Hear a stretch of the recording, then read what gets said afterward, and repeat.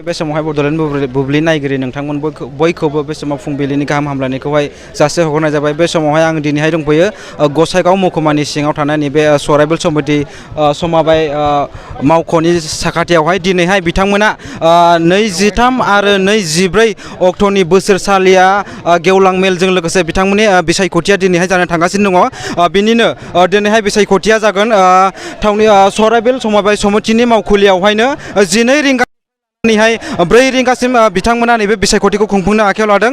बिनिनो गोबां मानसिफोरा दिनैहाय नैबे समबाय समितियावहाय होंगो दोंगो गाव गावनि बेसेन गोसा भटखौ होनो थाखाय नैबे जायगायावहाय जमा जाफैनायखौ जोङो नुनो मोन्दों। बेजों लोगोसेनो गुबुन गुबुन दोलो एबा पार्टिनिफ्राय नैबेयावहाय मोननै दोलोनिफ्राय गाहाय बाहागो लानायखौ जोङो नुनो मोन्दों। बेखौ जोङो लोगोसेयैनो नुनो मोन्दों बिजेपि आरो इउपिपिएल एलायन्स जानानै बिथांमोना 15 जन गासै गावसोरनि केन्डिडेटखौ नैबेयावहाय थिसननायखौ जों नुनो मोन्दों। आरो बेजों लोगोसेनो अपोजिसन दानि जे बिपिएफ पार्टि बिथांमोनाबो गासै 15 जन केन्डिडेटखौ नैबे समावहाय होनायखौ जों नुनो मोन्दों। फैगोन समावसो बिथांमोननि रिजाल्टखौहाय जोङो रोखा फोरमायनो हागोन। बे समावहाय जोङो नैबे समावहाय मिन्थिनानै लागोन जे समबाय समितिनि मानगोनां आफादगिरिजों लोगोसे गाहाय नेहाथारि आरो बेजोंनो लोगोसे गसाइगाव 29 नं गसाइगाव बियाबनि एमएलए बिथां जिरन बसुमतारी बिथाङाबो नैबे जायगायावहाय बाहागो लाफैनानै दङ। नैबे समावहाय जोङो बिथांमोननिफ्राय माखासे बाथ्राफोरखौ मिन्थिनानै लागोन। दिनै सराइबिल समबाय समितिनि बेवहाय निर्बासन जागोन आरो बेनि सिगांनो नियम मथे बाव जेनेरेल मोनसे मिटिं जायो साधारन सभा होननानै बुङो बेवहाय सावरायगोन आरो बेवहाय जोङो गासैखौबो जोंनि जायफोर शेयार हल्डार बिथांमोनखौ लाफानानै जों मोजां मोनसे डिसकासन खालायदों जे फैबाय थानाय समाव जोंनि समबाय समितिखौ आरो साबसिनथारै जों माबोरै खालायनो हागोन। समबाय समितिया जाहैबाय रायजोफोरजों थोंजोङै सोमोन्दो थानाय मोनसे बे अनुस्थान आरो बे समबाय समितिनि गेजेरजोंनो जोङो रेसन बायदि मैया रेसनफोरखौ जों मोननो हायो आरो बेवहाय जों बेखौनो रायज्लायदों आथिखालाव जेसेबांनाखि बाव आइटेमफोर दङ फैबाय थानाय समफ्राव जोङो मोजाङै सरकारजों सावरायलायनानै आरोबाव माखासे आइटेमफोरखौ बारायदेरनो हायो नामा। माइरंजों लोगोसे दालि थाव आरो बेफोरबायदि सिनिफोर होनायनि माखासे जुदि आइटेमफ्रा जुदि फैयोबा जों होनो हागोन आरो जायफोरखौ होनो हाया बेखौथ' होनो हानाय नङा। थेवब्लाबो जोङो आइटेमफोरखौ बारायनायनि मोनसे मोजां बाव सर्सा जादों आरो लोगोसे जाय बिथांमोनहा दिनै बे निर्बासनाव एबा बिसायख'थियाव बाहागो लागोन बिथांमोनखौ जोङो खावलायदों डिसिप्लिन भाबै जाहाथे बयबो गाव गावनि मुल्यबान भटखौ जाहाथे होयो आरो फैबाय थानाय समाव जों जाहाथे मोजां मोनसे कमिटि गठन खालामनो हायो बेनि बागैनो सावरायदों आरो रायजोफोरनो आङो मेसेज होदों जे बयबो मोजांथारै देहा लानानै जाहाथे बयबो बे भटखौ होनो हायो आरो परबर्ती समाव जोङो जोंनि बे ससाइटिखौ साबसिनै उन्नति जाहाथे खालामनो हायो बेनि थाखाय मोजां मोनसे सावरायलायनाय जादों। सराइबिल समबाय समिति हिसाबैहाय गभर्नमेन्ट साइडनिफ्राय साबेसे केन्डिडेटफोरखौहाय बेवहाय बाहागो लादों होननानै बेवहाय नोंथांमोना मिथिगौ बाव गासै 15 जन बेक्तिखौ सायख'नाय जायो। बाव बिर'धि दोलोनिबो थागोन आरो जोंनि सरकार पार्लामेन्टफोरावबो दङ। दा 15 जन सिटनि गेजेराव जोङो 15 जन जोंनि केन्डिडेटफोरखौ होदों आरो बिथांमोनाबो निस्सय 15 जनखौनो होदों। दा ओरै 15 गासिबनाबो फुलफिल माबा केन्डिडेटफ्रा दंजोबो गतिके बेवहाय मोजां मोनसे बिसायख'थि जागोन आरो जों मिजिं थिदों रायजो राजाफ्रा निस्सय सानो सरकारा जेराव दं बेवहाय बयबो रायजो राजाफोरनि मोजां मोननाय हास्थायनाय थायो आरो गासैबो हाबाफारिखौ निस्सय बिथांमोना सरकारजोंनो लोगो लानानै खामानि मावगोनखाय हयथ' बिथांमोनाबो निस्सय सानदों दिनैनि बेलायावहाय बेबायदि खावलायनांगौ जेबो गैया। थेवबाबो आङो आंनि पार्लरफोरा नोंथांमोननि सोंनाय लेखा आं सानदों निस्सय जों मोजां मोनसे फिथाइ बेवहाय मोननो हागोन। सार बे दिनैनि जे भट जानो थांगासिनो दं बेनि फिथाइखौ माला फोसावनाय जागोन? बे काउन्टिंआ 20 तारिखआव जागोन। दिनै भट जाबाय गाबोन सानसे जिरायगोन आरो बिनि अखानायै 20 तारिखआवनो बेनि काउन्टिंआ जागोन। गतिके जों मिजिं थिदों 20 तारिखआवनो रायजो राजाफ्रा गाव गाव केन्डिडेटखौ जायफ्रा सायख'नो थाखाय हास्थायदों ओइदिनखालिनो जों फिथाइखौ मोनगोन। गिबियाव जोंनि बड'लेण्ड बुब्लि आरो आर'नाइ रादाबनिसिम साबायखर थाबाय। जोंहा बे थांनाय बोसोरावहाय गासै हिसाब निकास खालामनानै 10,49,000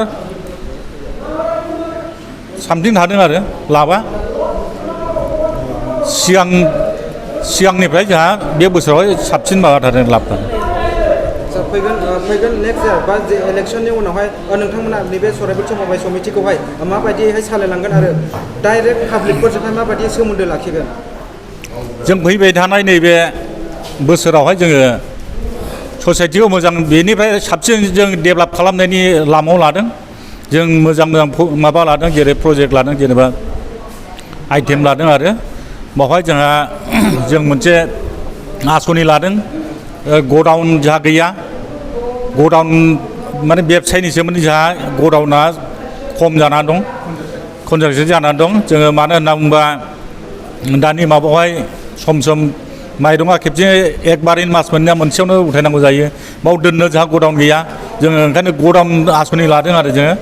ओमफ्राय बेजों लोगोसे जोङो डिप'जिट मबिलाइजेसन ससाइटिखौ जों डेभेलप खालामलांनो जुनैहाय माबोरैबा जों डेभेलप खालामलांनो हागोन आरो साबसिननिफ्राय साबसिन बोरै खालामलांनो हागोन बेनि जुनै जोङो मा खालामदों, डिप'जिट मबिलाइजेसन माने मिनि बेंकिं आरो सारा जोंनि बे शेयार हल्डारफोरनि जुनै जों मोनसे बेंक खालामनो नागिरदों, बेंक खुलिनो नागिरदों। बे बेंकनि जुरिदै जोङो माखासे गोनां जोङो माबा खालामबाय, डेभेलप खालामबाय। जेरै जोङो बेंकनिफ्राय जोंनाव दोननानै जोङो एपेक्स बेंक जुरिदै जोंनि फैसाखौहाय बे बेंकनिखौ एपेक्स बेंकआव दोनहैगोन। ओमफ्राय रेकारिंबो दोननो हायो जोंनो बेवहाय 2% होगोन आरो माबा एपेक्स बेंकआ। आरो माखासे जोङो आधार कार्ड आमार दखानबो जोंहा आगोल दंखायोमोन। माखासे बोथोरनि जुनै जोंहा समनि गेजेरजों जोङो आमार दखानखौहाय जोङो बन्द' खालामनानै दोनथ'नांदों। दा जों फैगोन नैबे इलेक्सन जोबखांग्रोमोना जोङो आमार दखानखौबो जोङो खालामलांफिनगोन आरो सारा जों पाब्लिकजोंहाय जोङो मोजां रोखोमै कर्प'रेसनाव थालायगोन आरो थाबोनाय समफोरावहाय बा थांनाय बोसोरफोरावहाय माइरंनि अनगायैहाय साधारन सुबुंफोरनो बा पाब्लिकफोरनो माबायदि नोंथांमोना सुबिदा होबोखो? थांनाय बोसोराव जोङो फरिस्थितिजों माइरंनि अनगा जोङो जेबो माबानो हायाखै। जिहेतु माखासे बोथोरनि जुनैहाय जोङो आमार दखानखौबो जोङो होनो हायाखै। ओंखायनो जोङो नैबे बोसोरावहाय जोङो माखासे लन होनायनि आइटेम लादों, कृषि लन। जोंनि ससाइटिनि मेन उद्देस्यआनो जाबाय कृषि लन होनाय। माने बेनिफिसियारिफोरनो जाय आबादारि आरो माबायानो ससाइटियानो आबादारिफोरनिखा नालाय, ओंखायनो जोङो कृषि लन होगोन आरो। जेरै दा जोङो माबा लादोंमोन फाथोनि सिजोन, दा फाथो सिजोना बारग'लांबाय। जोंहा इलेक्सननि जोङो बेनिफिसियारिफोरखौ जोङो सेलेक्ट खालामनो हायाखै। ओंखायनो नैबे जोबखांनानै जोङो सालिनि जुनै जोङो माखासे डिसिसन लादों आरो। बे कृषि लन जे नोंथाङा होनो नागिरदों बेखौहाय पाब्लिकफोरनो बेसेबां मुलाम्फा आरो बेसेबां बेनिफिटआवहाय होगोन होननानै नोंथाङा सानो? बेखौहाय जोङो माने इयारलिसो आरो बेयो इयारलि इन्टारेस्टआ बेवहाय 10% जागोन। जेनेबा 30,000 बा इयारलि 10% बा बेसेबां जायो बे आरो बांद्राय जायो। बिदिनो इन्टारेस्टआ 34 बेसेबांल' जायो आरो बोसोरावहाय। ओमफ्राय जोङो बेखौ होनानै जुदि पाब्लिकआ जुदि जोङो दा 10 लाख होनायनि माबा लादों, सिगां 10 लाख होनानै जोङो बेखौ सुख'खांनो हायोबानो जोङो 20 लाख लागोन। बिदिनो प्रत्येकआव जों बारायलांबाय थागोन आरो माने जोंनो जेरै बेनिफिसियारिफ्रा बा शेयार हल्डारफ्रा जेसेबां जोंखौ हेल्प खालामगोन आरो हेल्पआनो जाहैबाय लाना होफिननाय नालाय, रिफान्ड खालामनाय। बिसोर रिफान्ड खालामबानो जों बारायलांबाय थागोन आरो बे। आं माखासे जोंनि गासैबो शेयार हल्डारफोरखौहाय खावलायनाय थायो जे फैगोन माबायावहाय जोङो लन होनो नागिरदों। बे लननि माखासे जोंना बेनिफिसियारिफ्रा जोंनावहाय हानि दाग नाम्बार आरो सोरहा बेसेबां हा दं। जोंनि कृषि लन होनाया हाखौ नायनानैसो माने बिगा प्रतिसो जों होनाय जायो। माने जायहा जेसेबां दं आरो बिगायावहाय 7,000 ना बेसेबांबामोन आरो गभनि माबाया आरो नियमा। बिदिनो जायहा जेसेबां होगोन आरो बेनि अनगायै जोङो बे हानि दाग नाम्बारखौहाय जमा होनो जुनै आङो गासैबो अंशदारफोरखौ खावलायनाय। दा इलेक्सना दिनै जानानै थांगोन, जायाखै 12:00 जागोन। दिनै जाखाङोबा जोङो गाबोन सानसे रेस्ट लागोन। रेस्ट लानानै जोङो 20 तारिखआव काउन्टिं खालामगोन आरो काउन्टिं खालामनानै जोब्बा जोङो बेखौ डिक्लार होगोन आरो माखासे अंशदारफोरनि सिम मोनसे खावलायनाय जोंहा डिप'जिट मबिलाइजेसन खालामनो जुनै आं गासिबो अंशदारफोरखौहाय खावलायनाय थाबाय। डिप'जिट मबिलाइजेसन माने मिनि बेंकिं आरो बेंक सिस्टेम जोंनि मानसिया अनेक बिदिनो प्राइभेट बेंकफ्राव दोनै अनेक थाखा बरबाद जालांबाय। दा जोंनि जायगायावनो जोंनिनो होननानै सानना बयबो जोंनि माबायावनो एकाउन्ट खुलिनो थाखाय आं अफिसनि जानानै अफिस सेक्रेटारि जानानै गासैबो अंशदारफोरखौ आं खावलायनाय थाबाय आरो। क'क्राझार सहरनि साखाथि थिथागुरियाव थानाय मानास पाब्लिक स्कुला 2023-24 सोलोंथाइ बोसोरनि गोदान मुं थिसननाया सोलिगासिनो। थिथागुरियाव थानाय इंराजि बिजोंनि मानास पाब्लिक स्कुलाव दासान्दि नार्सारिनिफ्राय 7 थाखोसिम गोदानै मुं थिसननाया सोलिगासिनो। बे फरायसालियाव गुन गोनां सोलोंथाइ होनायजों लोगोसे फरायसाफोरनि थाखाय दं मोजां खाबुफोर। थाखो फोरोंथायनि अनगायैबो yoga classes, basic computer education, English speaking skills, maths and science प्रोजेक्टिं, हाईलि एक्सपिरियेन्स फेकाल्टी आरो स्मार्ट क्लासेसनि खाबुफोर दं।